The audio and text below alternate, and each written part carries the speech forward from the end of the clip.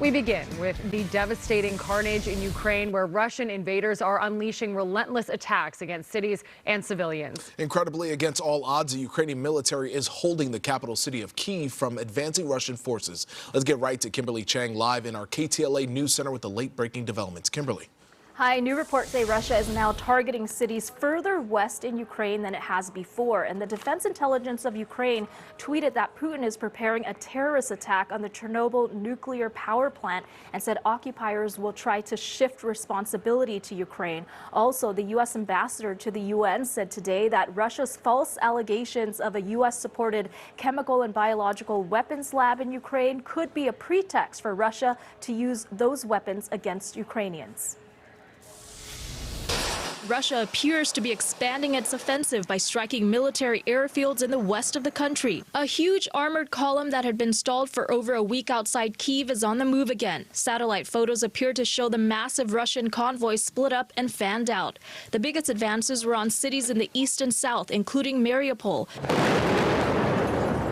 where a deadly strike on a maternity hospital this week sparked international outrage and war crime allegations. The Russians are beginning to make more momentum on the ground towards Kyiv. President Biden announced additional sanctions Friday. The U.S. and its allies will downgrade its trade status with Russia and ban imports of Russian seafood, alcohol, and diamonds. And doing it in unison with other nations to make up half of the global economy will be another crushing blow to the Russian economy. The Biden administration accused Russia of using the UN Security Council as a forum to spread lies as part of a potential false flag operation. Without evidence, Russia accused Ukraine of operating chemical and biological weapons labs with U.S. support. Washington and Kyiv denied the allegations. We believe the world is bearing witness to a war of Russian aggression, and no matter how much Russia tries, it can't change that.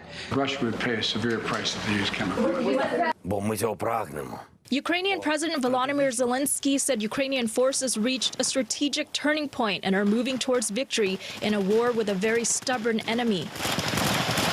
These are the latest images coming in from Ukraine. Damaged residential buildings and private houses. A psychiatric care facility damaged by shelling. Rescuers were seen searching through rubble. Citizens in Kyiv take turns keeping watch on a roof, ready to defend their country. You stay here for 11 hours. Russian forces reportedly shelled a nuclear research institute in Kharkiv. Ukrainians continue to flee to safety. It's estimated there are 2.5 million refugees in neighboring countries. It was like hell, living in Kharkov for 9 days when bombs dropped. And Kimberly, how is Vladimir Putin reacting to the lack of progress his military is making in Ukraine?